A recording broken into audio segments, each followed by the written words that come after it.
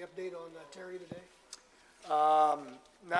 He practiced, but didn't practice a whole bunch. So we're going to have to make that evaluation tomorrow and see how it ends up being tomorrow after Thursday's practice. How's he feeling, do you think? A little bit better. You know, he makes progress every day, which is good to see. You know, he's just a little stiff is more than anything that he's had. Are you starting to get healthy here? Is this the healthiest you've been in a little bit? Oh, no. No. Nope. Still just a Dinged up. I mean, there's just when you don't play with a bunch of depth, a lot of those guys are playing a lot of snaps now, and we've got numerous players that have played in 6 games and they've been in over 400 reps.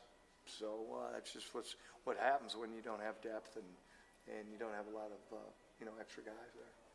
What about the offensive line, though? Isn't it getting closer to 100%? Yeah, I mean, but again, you're talking about offensive linemen that have had 400 reps in 6 games, so that's quite a few for an offensive lineman.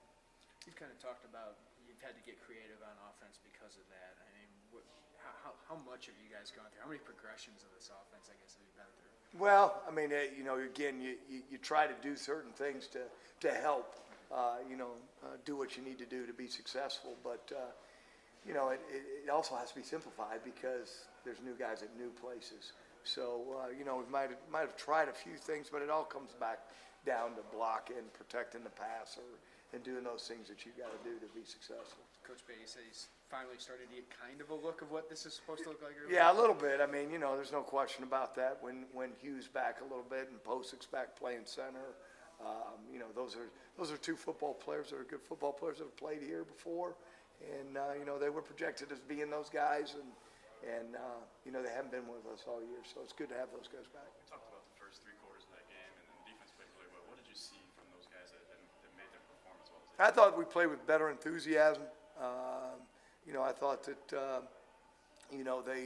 the seniors, I got to give a lot of credit to Michael Buchanan, Terry Hawthorne, and Akeem Spence were the guys that really, pushed the team, not just the defense, but the team, to become better and play at a more consistent level. Talked a little bit about Nate getting loose. Does that open up the playbook a little bit, or do you feel more comfortable in terms of what you guys can do on offense with Nate a little more mobile, 100% again? Well, yeah, I mean, there's no question about it. The more that he's healthy, the better things that you can do and utilize some of the things that he does with his feet and his arms. So, again, he's back to himself. So we hope to progress the offense based on how healthy he's been.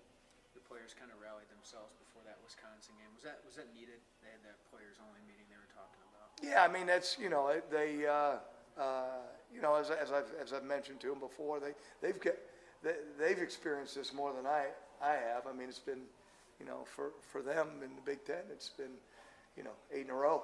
So they stopped up and they stepped up, and yeah, nobody likes to lose. Nobody likes to lose. So they just felt, they came to me and asked me if they could speak to the whole team. I said, sure. I think that's something that you need to do. So they did it, and I think we played better. We just got to learn to finish.